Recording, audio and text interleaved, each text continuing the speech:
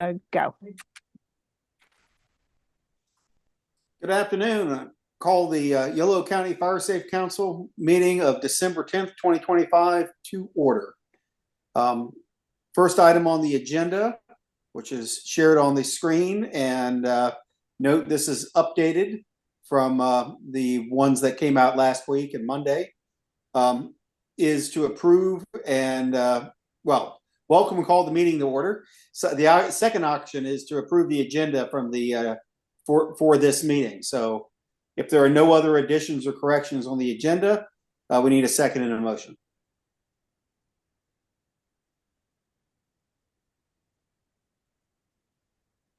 The quick question, the number 5 new action review and approve letter of support for home hardening grant, are we going to go over the letter during this meeting? Okay, great. I'll move to approve the agenda as amended, or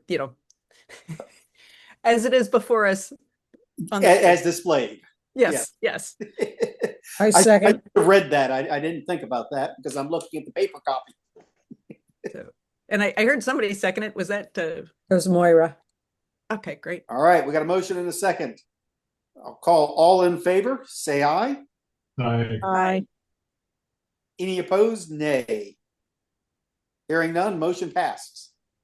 Third action item is to approve the minutes from the October 22nd, 2025 meeting. That came out in the email of December 3rd. So hopefully everybody had a chance to review it. And if there are any corrections or amendments, speak up.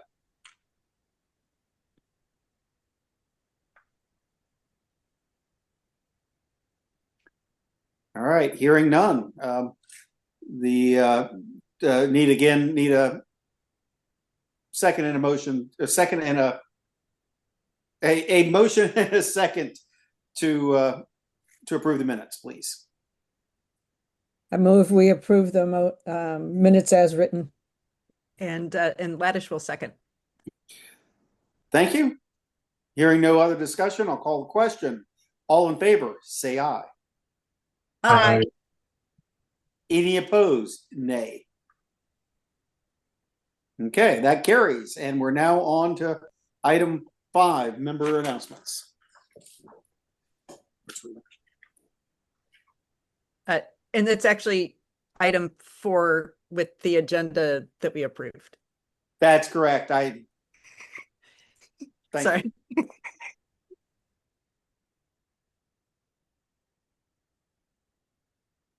I do not have any announcements.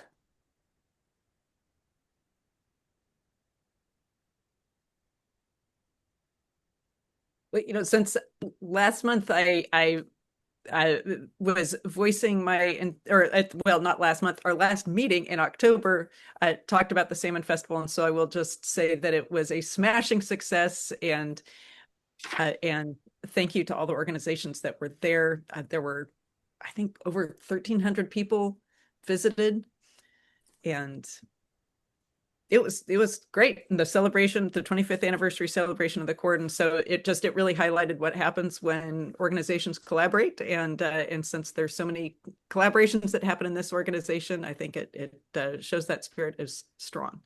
I think we also had over 1,400 salmon come through. Yeah, not sure if there's any newer numbers. More salmon than people. It's over 2,000 salmon. Oh, 2,000. Wow. Yeah. Okay, thanks. And that was from last week, but there probably aren't a whole lot more coming up. Yeah. Okay, so here's the letter, and Tanya, you're. Yeah. So we had. Can you guys hear me?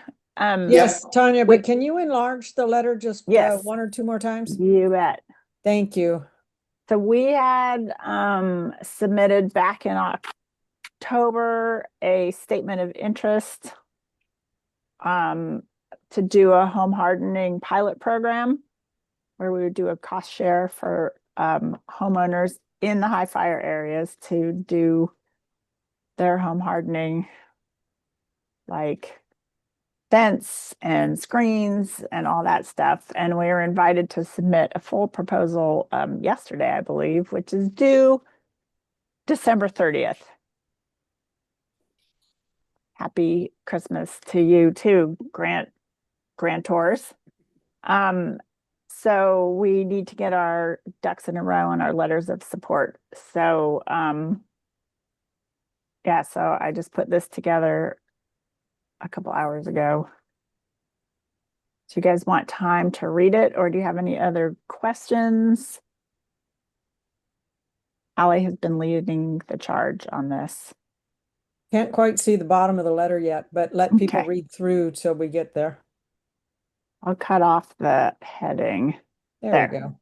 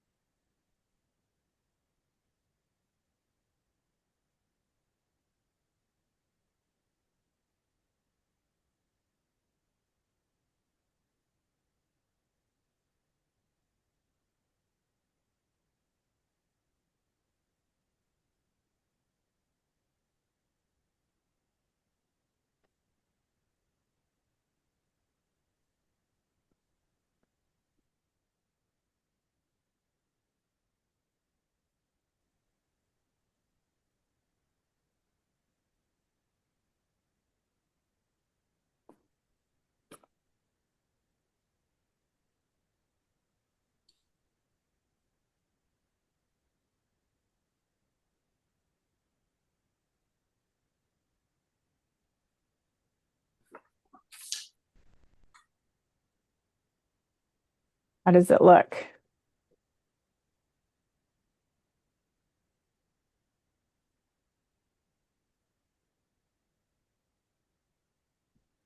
It looks good. For me, it would be the person signing it, but what does the rest of the organization think? A name attached to it on your behalf.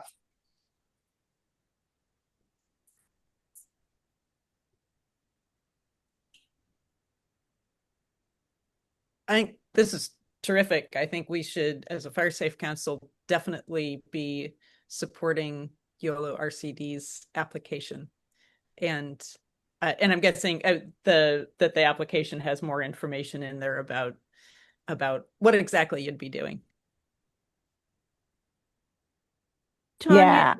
Tanya, I'm a little confused here. This is Elaine. What are you looking for? To review and approve the letter of support to the grantor for the RCD to go after this grant. I guess what I'm getting at is who is this letter from? Who would The this letter fire, be from? the Fire Safe Council. Okay, that's all I needed to know. Gotcha. Yep. Thank you, it's fine. Yeah. All of us and signed on your behalf by me. Yeah, so this grant will be administered by RCD for. So, do we? I suppose need a motion and second and vote and move on. Laddish Any more discussion? Laddish will move that we approve this letter of support. And Moira Elaine will seconds. second. Who was that second? Elaine will second. Okay, thank you, Elaine. Okay. Hearing no other discussion, I'll call the question. And all in favor to approve the letter? Aye. Aye. Aye. Aye. Any opposed? Nay. Motion carries. All right, we're on to action or item number 7, regular reports, and I'll turn that back to Tanya. Okay, actually, it's review the project list. Our coordinator report that got sent out last week. Yep. Had a few questions on there. Can you guys all see this? I'll make it a little bit bigger.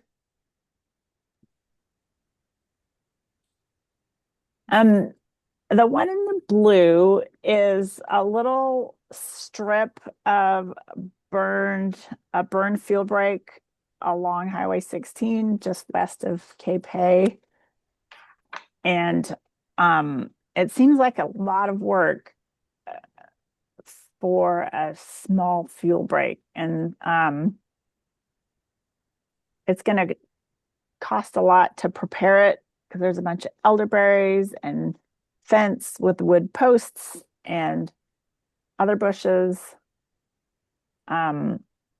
We don't have to answer this question right now. We can think on it, but every time I go past there, I'm like, this is going to be a lot of work.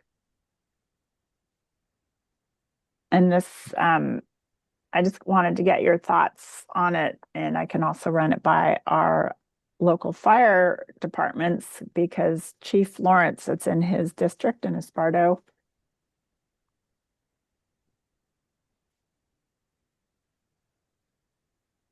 Anyone have any thoughts on this? Yeah, my inclination is to find out more information by people who know. I mean, I have no idea what this is. Well, we can get a little report for the next meeting if you want. Yeah, that sounds And probably reasonable. some photos would help. Yes, Yeah. I was just going to say that. I know I can show you on a map, but it's not the same thing. Right. Kind Right. of, could I see much from the highway itself? Yes, because it's right along the highway. I can show you the map. Oh, that'd be great. Yeah, you'll know the area. It took me a minute, Yeah, and they you'll moved the definitely know the fence, haven't they, area. in the last few years since the last fire. So, If it's the spot I'm thinking of. okay, so can everyone see the map? Yep. Yeah. Yep. Here's the little hamlet of Cape Hay, not to be confused with Esparto. Right. And as you're leaving Cape Hay, there's on the north is all ag fields. Now this area does ignite. There's been a couple fires there. And I think after the last one, is when this got put on the list. I will zoom in. So there's a little strip of weeds between the road and the fence. Oh, This okay. picture's I all know where nice that and is. green. Right. But it is uphill. I mean, this is something that I would want to talk more with the fire chiefs about. But there's elderberry bushes, so that all the bushes have to be weed whacked around so they don't ignite. And then we'll have to coordinate with Caltrans for traffic control. And the wind might be blowing the wrong direction towards the road. Anyway, maybe, yeah. So that's how it goes. It's just this narrow strip along the road. Tanya, with the elderberries, what since they're protected habitat for threatened beetles, what risk do we open ourselves up to? Well, we have done prescribed burns adjacent to elderberries, and you just have to clear all the vegetation around them Okay. so that they don't get touched by the flames. Okay.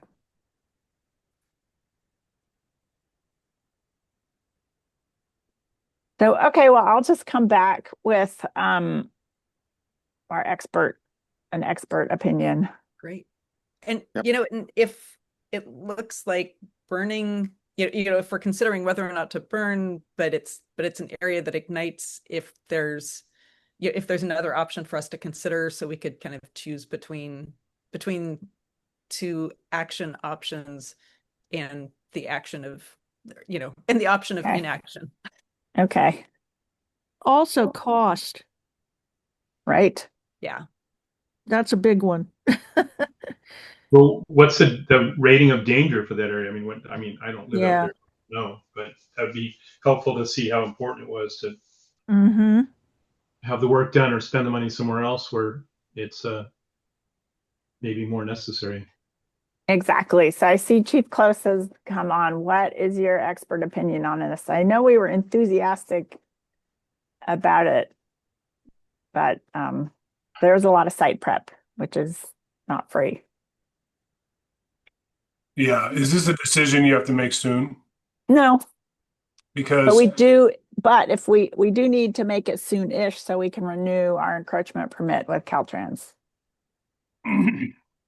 So, yes, what were you going to say? Sorry. I was just going to weigh in a little bit if you wanted me to. Please. Yes. Yeah.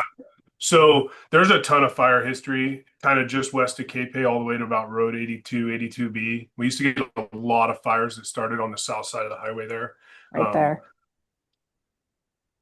Yeah, the current side, that green hill you were showing. Mhm. Yeah. All this. Last spring, we had a lot of burning going on, and Curtis and I talked, and it was kind of getting down to the end of our burning season, and we kind of triaged our projects. And because the landowner had tilled the field on his side of the fence, we didn't see a huge benefit in burning the weeds that were in the Caltrans right away. We'd still get a start, but it would just be almost a nuisance fire at that point last summer. And then if you head farther west, there's also the problem of some fruit trees that we would definitely not want to impinge on. But Yeah, the my project would end here at this fence. it's a great project. I mean, it's tough because Highway 16 is so busy and it's only 2 lanes there. So we would want to burn to prevent the fire from going over the hill in the Lamb Valley when the wind was blowing from the south, but that would impede traffic. Definitely takes a lot of logistics and organization, but I see a benefit. If you guys don't have to decide now, I would wait and see if it works out this year, if that's a possibility.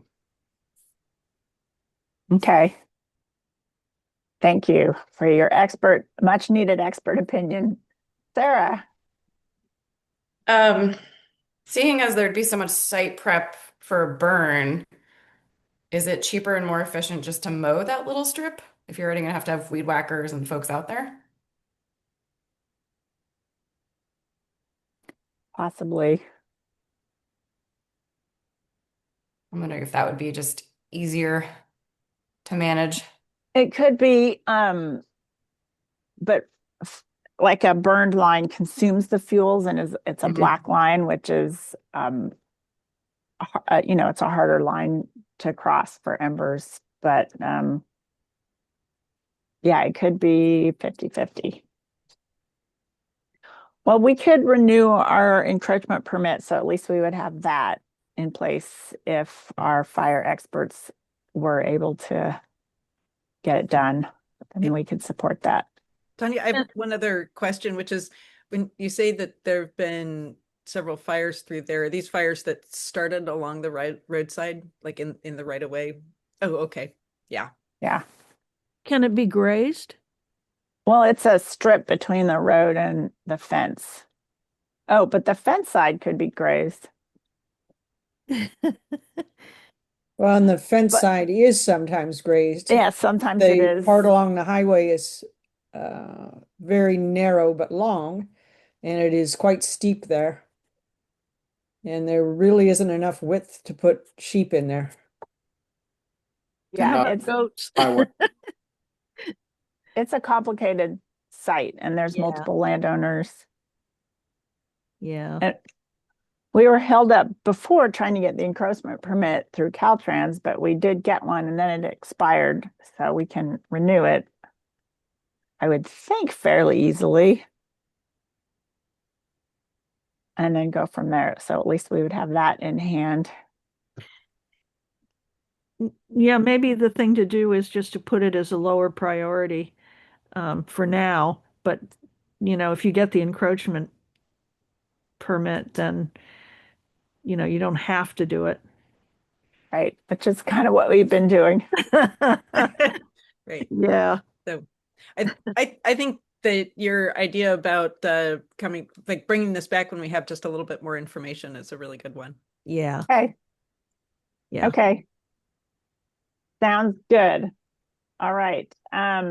Back to our coordinator report. I'm just going to go through this then, unless you guys, yeah, that's a very good response. So the eucalyptus and cypress Grove that project has been completed by the Delta crew. They finished last month, their last day out there, and it looks like a park. And then also the Highway 16 at County Road 42 in Rumsey was also completed. Going down our list, there's a eucalyptus grove in East Rumsey. The prescribed fire was completed for last year. We may do it again next spring. We'll see. And then we'll start working away. There's a big eucalyptus grove there that will be reducing fuels in that. And then some excellent news. The encroachment permit on Highway 128 on the shaded fuel break that we started a year and a half ago has been approved and granted. Hallelujah. And I have 2 days with the Delta crew this month. Awesome. So they can continue their work out there. Yeah, great. that's very exciting. And actually, I learned something really cool recently that Cal Fire is trying a pilot program based, the Adopt a Highway program where you can adopt a section of highway and pick up trash. Cal Fire is adopting a few sections of highway to do fuels reduction on. So this is one of their adopted sites, which has been approved also by Caltrans. So the fire experts can burn on the north side and we can reduce fuels by hand on the south side. That's great. So, it seems, yeah, it's been a long time coming, but we're going to jump right on that in the week after next. So that is great news, which is fun. And then I think I talked about last meeting about the Dry Creek fuels reduction project. We got most landowner agreements. There's one larger landowner that Chief Snyder has been trying to get a hold of.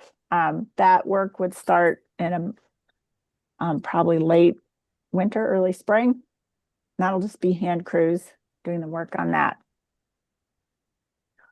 The Encina Drive in Golden Bear, which is their alternate evacuation route.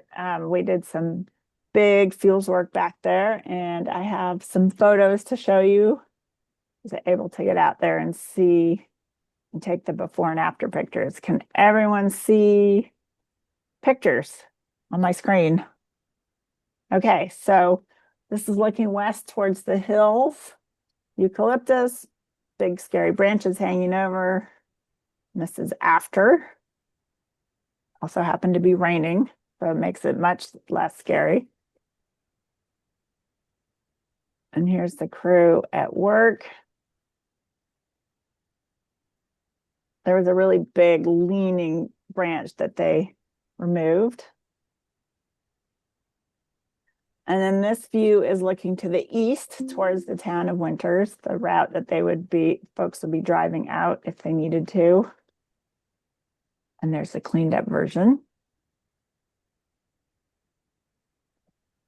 And then this view is looking to the south, the direction from which people might be fleeing. And that got really cleaned up.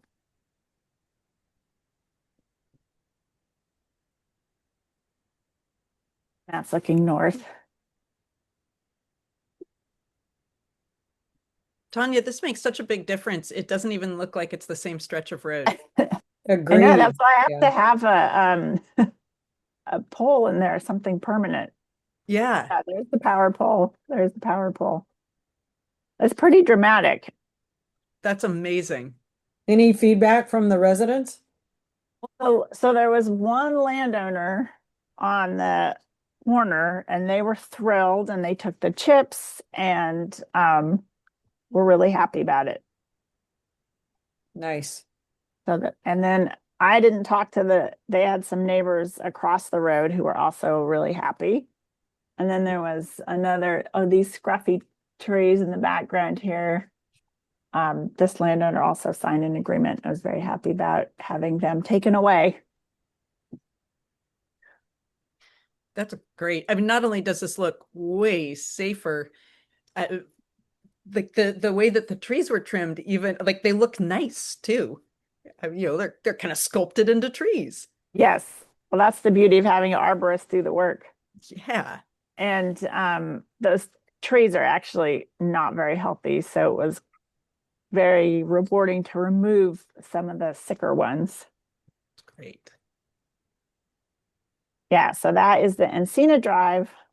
And, I had wanted to do an escape route through the PG&E property, and then PG&E sold that property to some unknown faceless corporation. I'm like, let's just make this, let's just do this now. So I haven't given up on that, but that one's in the back burner also. Oh, I'm gonna skip this one or save this to last. The highway awareness signs permits are paid, and we just need to go out and find a corner to one of the properties because we want to avoid the Caltrans right away at all costs. So I'll probably head out next week and find that corner.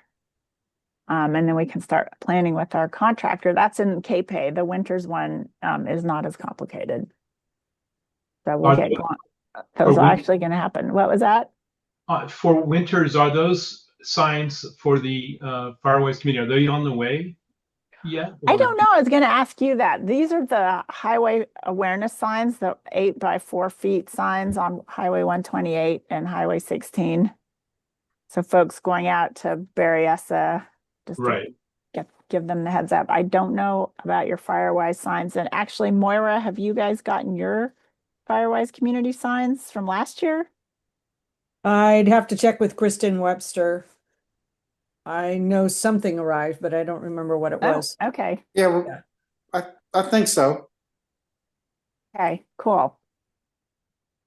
We were thinking about doing a Firewise, not to change the thing, but we were thinking about doing a Firewise meeting, a community meeting, kind of a booster event, and we were hoping to have the signs here and be able to put them up to kind of help with that. That's a great idea. Yeah. So anyway, if you do hear something, let me know. Yeah. Yeah, I think it doesn't go through me, but I'll ask Kristen Webster how long it took for Rumsey to get theirs. Okay. I think it's a No pretty worries. slow process because it comes from NFPA. And I think Jonathan's correct that they did arrive and we actually have two. One to Yeah. put near Gwenda, one to put near Rumsey. Cool.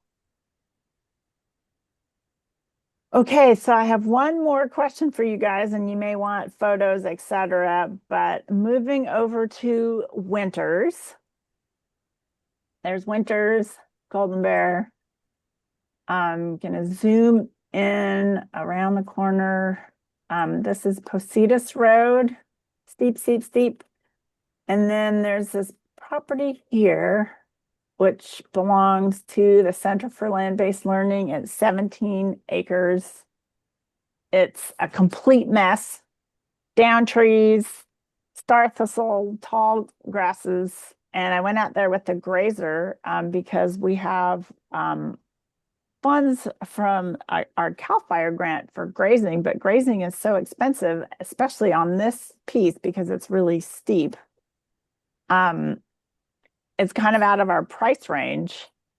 So this is part of the West Winters buffer.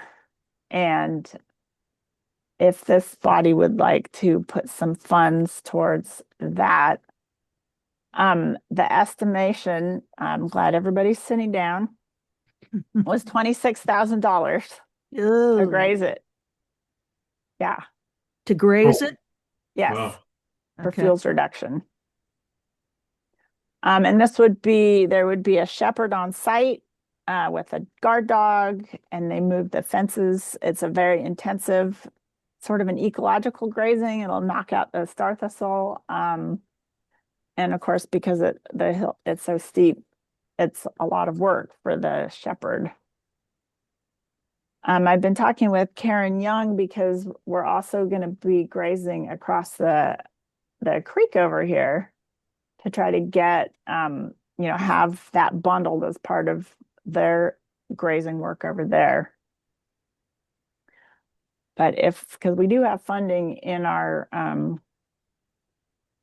West Winters buffer pot of money, or the 128 pot of money, because that we have not been dipping out of that much because we've had the Delta crew, which is pretty inexpensive. Tanya, who's the grazer for this that you've been talking to? It's Christian Kane from Rumsey. Okay. Because we've used Blue Tent Farms Mhm. and they were quoting us more like $850 an acre. So I'm wondering if it's worth getting another bid just to see. Possibly. They had also given a quote to Karen across the creek that was more than Christian's. Okay.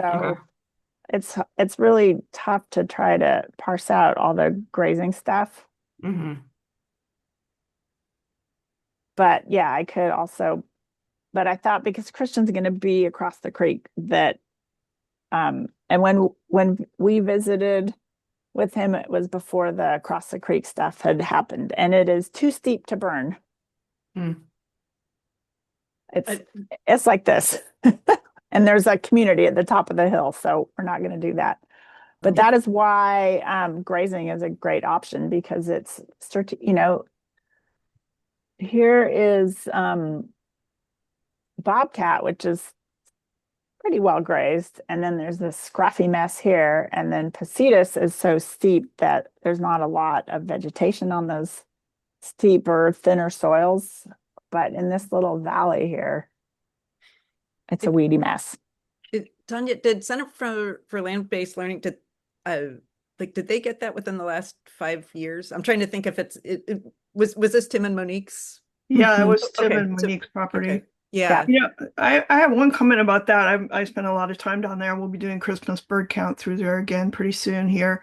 And it seems to me that the downed wood is such a big issue down there in terms of fuels, and the grazing isn't going to solve that part of the fuels reduction on that Center for Land-Based Learning property. It's amazing how many trees have gone down in there. And so I Yeah, just want that's true. that since the grazing is so expensive, maybe it would make more sense to try to clear out some of those down trees. And they're even over some of the paths that would be, well, I don't know if the land-based learning was going to put some kind of an educational center in there. I don't know if that's ever really going to happen. But anyway, it's just, They don't you're have right. any It's a weedy mess money. too, but Yeah, it is a weedy mess. I mean, the grazing would reduce the light flashy fuels. And Leanne put something in the chat, which actually dovetails with something I was going to say, which is what's Center for Land-Based Learning, like what's their responsibility for this? that was going to be my question. Well, they're a nonprofit. Yep. And they don't have funding to do this. I'm also going to ask, give them the quote and ask, well, so what they are being a good partner on this, and that in order for a shepherd to be parked there, they need water for the animals and also the person and power. So they're rehabbing the well, and they would get the power turned on because there's actually a power pole right by where the house used to be. So it's not like they're doing nothing. Right. But I mean, that seems like, I mean, it's their property. And so rehabbing a well would be Right. Yeah. a thing for them to. They're not doing us a favor by to do. rehabbing the well, but Right, yeah. we can't bring any animals out there without water, and hauling water is, yeah, that's just ridiculous. So Right. It's the sort of thing where, I mean, yeah, I mean, that it's such I mean, right through there is burned ferociously in the past, and I'd really like to protect the Positas community. And at the same time, I think it's important that we consider like what's our financial responsibility versus what's another organization's responsibility towards their own land. And that if we took on all the responsibility for grazing for one nonprofit, would we do the same for the next nonprofit that comes to us? in a high fire danger, you know, that just bought property in a high fire danger area. Well, they were gifted this property. Oh, they They were didn't gifted. buy it. Okay, Yeah. great. Quick question. If you graze it once and it's at a cost of 25,000, how long does that last before you have to graze it again? A year, which is that's why we're trying to get grazing cooperatives going. Yeah.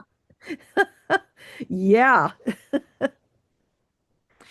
Would Center for Land-Based Learning, I mean, like, would there be an opportunity like, I don't want us to be in a situation of having to pay $26,000 every year to graze Right. this piece of land that, you know, and so like, what are some other like partnership opportunities of, you know, like, are they involved in grazing? Do they, you know, would there be a way Right. for them to take on some of that? I wouldn't want to speak for them, but possibly because they do have a farming program. And yeah, Leanne has a good question to have asked the Delta crew to go in there. That is a possibility for some cutting and pile burning. You know, Actually, maybe all along on that really steep section. If I will talk to the captain about it when I see him. Right. I mean, I don't know if it'd be worth checking in with Pewter Creek Council about the One Creek interns. You know, if Center for Land-Based Learning, you know, wants to reach out to Pewter Creek Council for that. That's a good partnership. I don't imagine PCC is going to be cutting and burning, but they may do some weed whacking. Yeah. Yeah. So Sarah asked about fencing, also very expensive. Yeah, So I'm just we wondering have, if I wonder if it makes sense to do a larger one-time cost and then being able to have annual cattle grazing and not have to do another 26,000 each year. That was kind of right. But on that the one. issue is who is most grants don't pay for infrastructure like that. So anyway, these are good questions. Yeah, the grazing's a tough one because it's a really great tool, but it's an annual thing, like most fields work, right? Vegetation grows.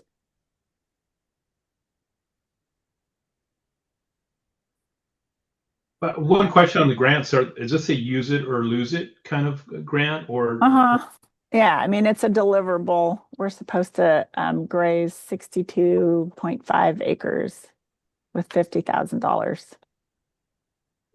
so? I mean, I guess unless we have another place to put that money, maybe that it makes sense to move forward with it. And so I don't know. That's a good question, and that is one of the things that I had been considering with this funding is, trying to not just graze to check a box, but to do it in a strategic spot. But it does kind of hurt my soul to plop all that money down for a year. But if Yeah. I mean, that is a really strategic buffer. So, Right. well, I'll ask those questions and I'll be able to talk to the Delta crew captain soon about that section. Because I also talked to Brenda about doing some fields work a little bit further down. Some really big trees that are down, like hanging over the road almost. Right. You know, So, those ones on our property that front the highway, we tried 3 or 4 different private contractors refused to do the removal down there at our expense These because ones. of the Caltrans right away and those big Oh. trees that went down from our ridge down along the road. They said would need access from the highway to clear those out. And so when we had the CAL FIRE inspector that came over last fall from, I forget his name, from Sonoma County, he was very helpful. He said that they might actually be able to bring in the crew that did the burn buffer in the summer, and that they have time in the winter and they could bring in those the crews that they use to try as a training thing for them to try to, cut and just hike in and cut and burn those in place rather than try to remove them like by a true removal type approach from the highway and chip. So, so Right. anyway, saying that Well, that might be something they could do, and maybe they could do that on the Center for Land-Based Property as well, because really that, I mean, we hike in there a lot, and there's a lot of down trees, and yeah. those are the embers that come up slope and jeopardize our neighbors' homes. And matter of fact, Tom Potter's lost his house when Mhm. Tim and Monique's house burned with those embers going up slope. And it's not so much the low growing vegetation that we're worried about, it's all that downed wood that's over there. And I mean, I talked myself blue in the face trying to get some of the local contractors, we were willing to pay to have it done, and they would not touch those trees along that are close to the highway. Wow. Yeah. Well, That would be something that having some assistance through the Fire Safe Council would really be helpful. And it's, because we can't do it as private people, we can't do it. Plus, it was going to cost a fortune, but it's more for protecting the people trying to move along the highway than us. I'm more concerned about down trees to the west of us because all of our fires come from that direction, and we see yeah. the embers come. But Right. it really is, and it's a hazard for people on the highway, quite honestly. Yeah. Right. It's a dangerous area, which is why we're focusing so much on it. I just noticed it's 4:45. I was Yeah, gonna. and I'm sorry, but I have to go now. I have another Okay. appointment. Thanks for all that you're doing. Sorry, my audio cut out. Thanks for joining us. Yeah, sorry I can't. Yeah, Tanya, it sounds Anyway, like that was a sounds little like reality another. check with that grazing. Well, let's move on to our CAL FIRE report. Kevin's still there. Yep, I'm still here. Um, yeah, I'll just give you a little update what we're doing right now. I'll make it quick. This is our last week of full staffing, starting on December 15th. We're going to drop from our 31 engines to 4 state mission engines, we call them, in the wintertime, ready to go anywhere in the state. One of those engines will be at Wilbur Springs, and all the permanent personnel from Brooks in Yolo County will transfer to Wilbur Springs for the winter, with the focus on working on fuels reduction projects in Yolo and Colusa counties. That's the big thing going on right now. End of report, unless anybody has any questions. Thank you.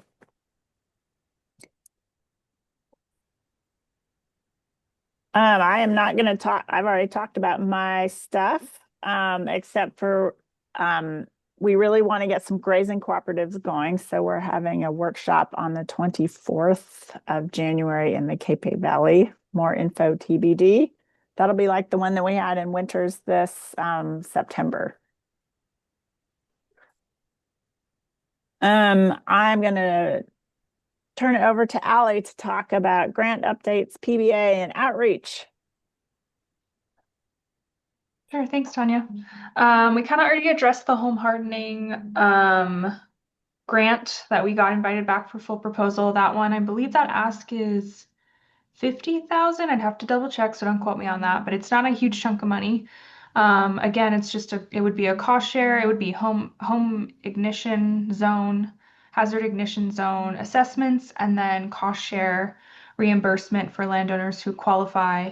It's like Tanya said, to put in the correct vents or replace their wooden fences with metal in the first 5 feet.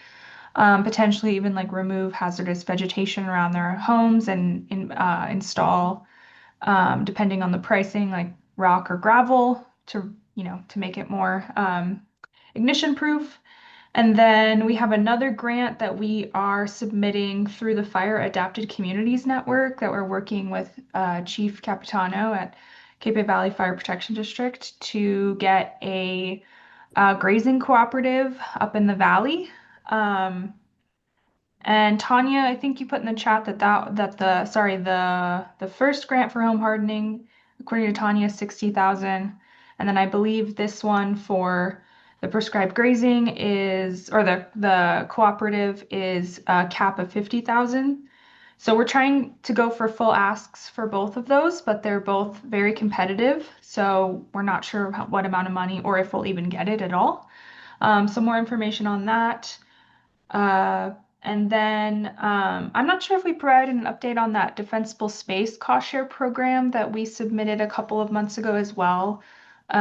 Through it was a pass through from the U.S. Forest Service, and I can't remember what the pass through organization was, but it was the California Fire Safe Council. We did hear back that we were not selected for this round of funding, unfortunately.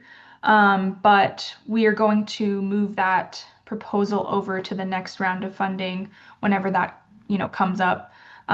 We'll hear more from the California Fire Safe Council when that opportunity comes again for us to apply. So hopefully we can eventually provide cost share funding for defensible space, but at the moment, unfortunately, not quite yet.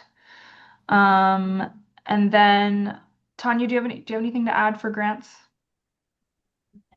Trying to get those things done because they're a short deadline. Right, yeah. Like Tanya mentioned, one of them is due after Christmas and the other one is due right before Christmas. So we're kind of full steam ahead on those two grants. And then Prescribed Burn Association, there's not a ton of updates. I think I mentioned in past meetings about the joint Yolo Solano steering committee for PBAs. We have created subcommittees. So those subcommittees basically will enable these committee members to take more ownership of the PBAs and the direction. Right now we have a planning subcommittee, an outreach subcommittee, and a funding subcommittee. So we're looking to get more prescribed burning done on the ground and enable these folks to take more agency over prescribed burning in our area.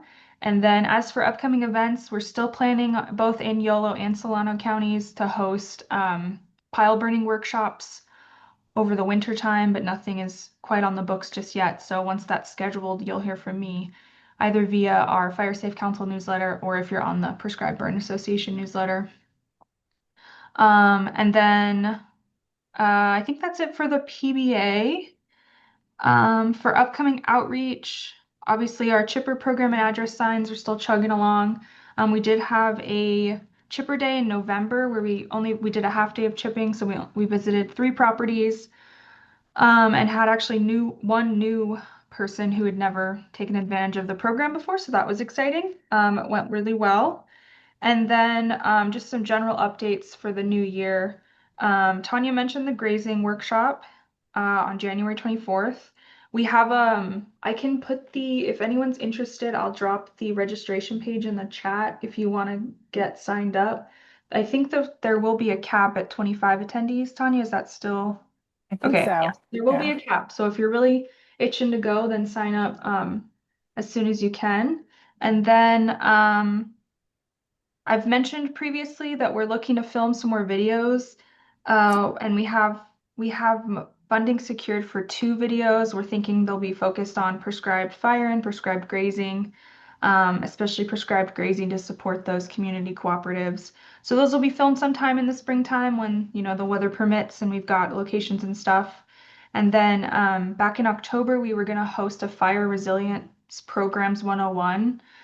Which was just a collective of presentations from ourselves and the PBA and OES to talk to landowners about, ways that we can assist in making properties more fire resilient.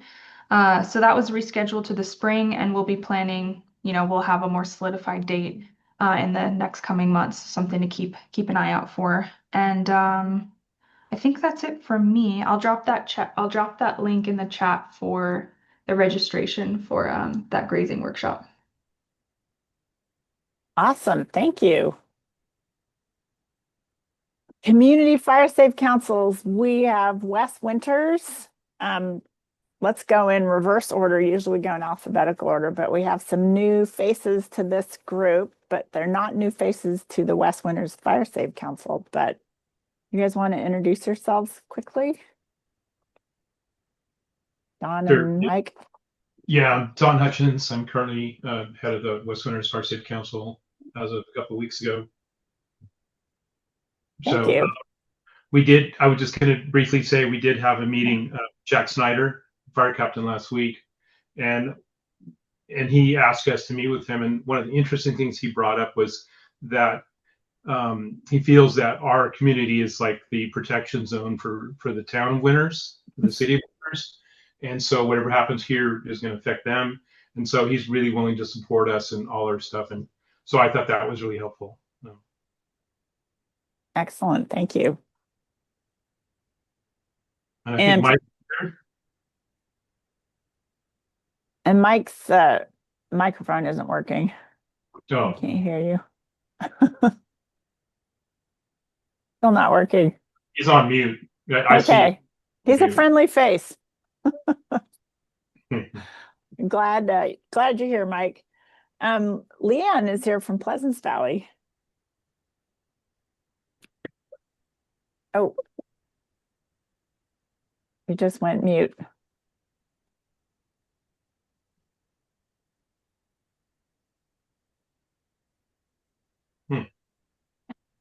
Darn. Leanne, we lost you. Oh, we can see you're talking, but we can't hear you. Yeah, hers shows muted too. Huh. Yeah.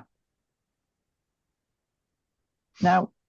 It's all right. My cat's talking and she's making up for all of you. She's fabulous things, but they're almost relevant. There she is. Leanne, we're gonna skip you and go to Moira. Darn. Okay. Moira, KP Valley. All right. Can you hear me? Yes. Good. All right. So KP Valley Fire Safe Council and its alter ego Severa are in the process of getting ready for an evacuation drill for the entire community of Gwinda. It'll be January 30th. Cal OES, Yolo County OES, Yolo County Health and Human Services, Red Cross, etc., joined us in the one we did with Rumsey, and it looks like they'll be joining us again, and maybe one or two other agencies will be joining us. Gwinda's a larger population than Rumsey, so we're hoping for a lot more people, but also a lot more children involved. They need to see this kind of thing happening too. So we'll let you know after January 30th how it goes. And I think that's all we've got, unless Jonathan, you can think of anything else. Nope. Okay. Moira, I have a quick question. Is our like test emergency alerts going to go out as part of that? Correct. That's how we did it with Rumsey as well. Great. And at that time, we targeted only those people. You know, there's two ways to sign up for Yellow Alert.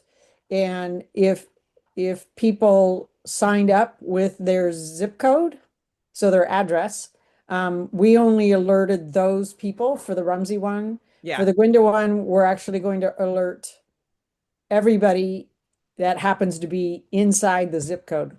So we'll catch a few people that are just passing through, but for the most part, we'll just be catching everybody that actually lives in Gwinda. Great. So it'll be like a WIA, a wireless emergency alert. Correct. Great. And it starts off, it's pretty well, what do you call it? It's very clear that it's a drill. Christopher with OES helped us put it together. And it starts off twice. It says, "This is a drill." And it also ends with, "This is a drill." But in the middle, it tells them, you know, evacuation drill, where to check in, etc. And we prepare the community well in advance as well. That is terrific. Yeah, that is great. The funny thing is, and it is funny, and we know they will because they've done it before, when they've gotten an evacuation notice, nobody evacuates. They stay home. Darn. Yeah. So they practice in the drill with us because they want to help us practice, not because they're planning on ever evacuating. So yeah. Yeah. I'll just say I'm on the state's alert and warning guidelines, the specialist committee, and yeah. Yep. People staying home. It's an issue.